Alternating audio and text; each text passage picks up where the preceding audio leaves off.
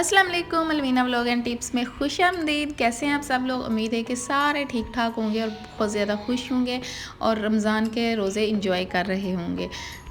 आज के व्लॉग में बहुत सारी चीज़ें हैं जो कि मैंने आप लोगों के साथ शेयर करनी है। और यहाँ पे अभी ये देखें कि मेरे हाथों का हाल जो है ना वो बहुत ज़्यादा ख़राब हो गया है, क्योंकि पता नहीं ये छोटे छोटे से दाने बनते हैं, उसके बाद ये एलर्जी सा पता नहीं क्या है, तो ये सारे हाथों पे फैल जाती है, ख़ास कर जो फिंगर्स पे है ना, फिंगर्स की साइड पे। तो ये काफ़ी ज़्यादा हो गई थी और इसके लिए फिर मुझे डॉक्टर ने रिकमेंड की ये बिटनोवेट। तो अभी मैं वही लगा रही थी। अब देखेंगे इसको लगाने के बाद इसके रिज़ल्ट जो है ना वो क्या आते हैं, ये ठीक होते हैं या फिर कोई और मुझे इसके लिए लेनी पड़ेगी। खैर इसको मैंने 2 या 3 दिन के लिए लगाया था, तो इससे काफ़ी फ़र्क जो है ना वो मुझे पड़ा था। तो अभी ये तो मैं फ़र्स्ट डे ही लगा रही थी, इसके बाद मैंने इसको 2 से 3 दिन लगाया है, तो उससे काफ़ी हद तक जो है ना वो सारी एलर्जी जो है ना वो ख़त्म हो गई है।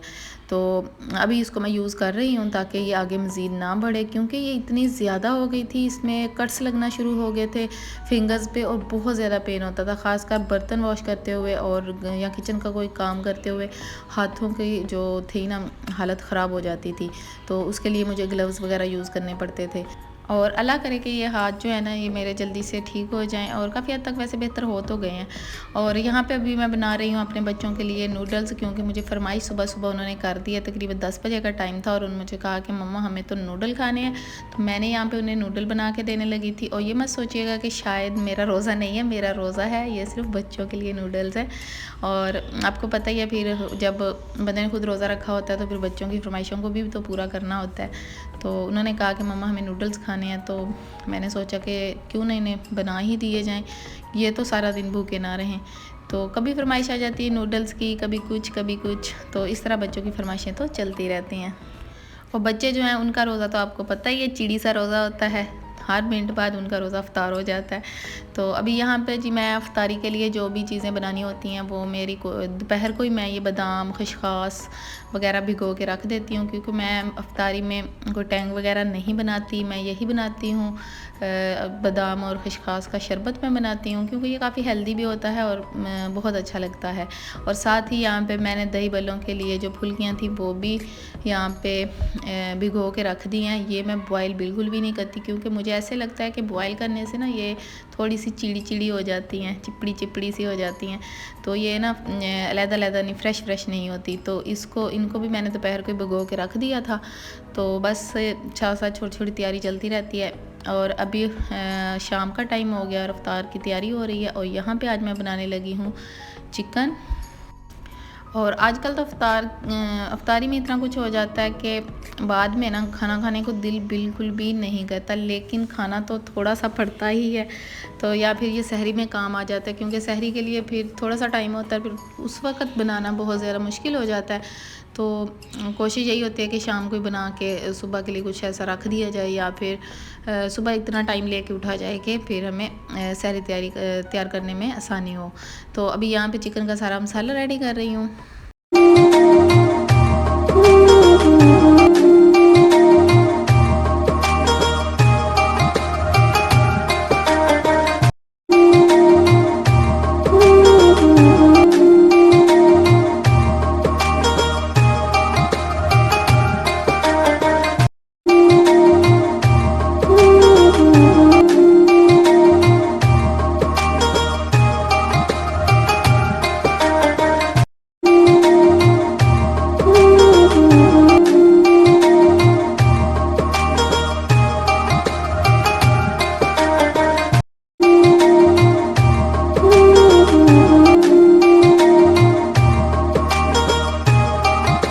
और अफ्तारी बनाने के साथ साथ ही ये चिकन का मसाला मैंने रेडी करके रख लिया था, ताकि बाद में जो है इसमें चिकन या आलू जो भी ऐड करना हो इसमें ऐड करके मैं बना लूँ।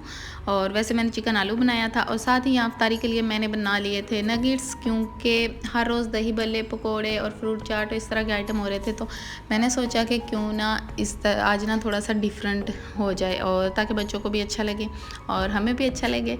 तो ये वैसे मैंने बिल्कुल फ्रेश नगेट्स बनाए थे, क्योंकि मैंने कुछ भी फ्रीज़ करके नहीं रखा हुआ, क्योंकि हम 2 ही लोग हैं, तो 2 लोगों के लिए क्या फ्रीज़ करके चीज़ों को रखना।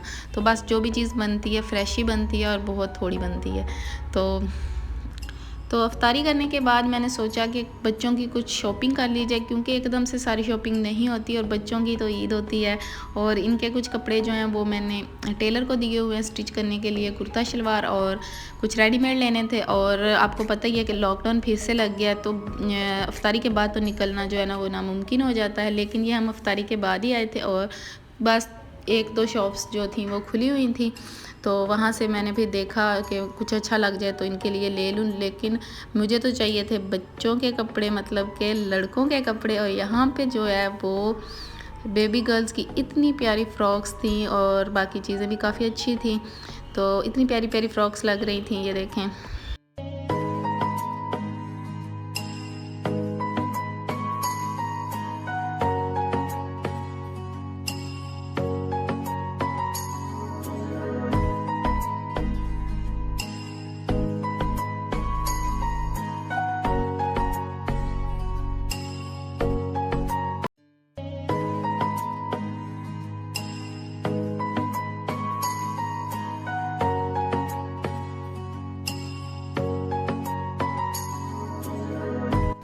और इस शॉप से मुझे बच्चों के लिए कपड़े काफ़ी अच्छे मिल गए थे और मैंने उनके ले लिए थे। वो मैं आपको इंशाल्लाह नेक्स्ट व्लॉग में आप लोगों के साथ शेयर करूँगी कि मैंने अपने बेटों के लिए किस तरह के कपड़े लिए और मैंने सब अब ना इनके सेम कपड़े लिए। तो ये था मेरा आज का छोटा सा व्लॉग। आई होप कि आपको अच्छा लगा होगा। अगर अच्छा लगा तो लाइक कर दें, शेयर कर दें और कमेंट करके लाजमी बताइएगा कि आज का व्लॉग आपको कैसा लगा। मिलते हैं नेक्स्ट व्लॉग में, तब तक के लिए अल्लाह हाफिज़।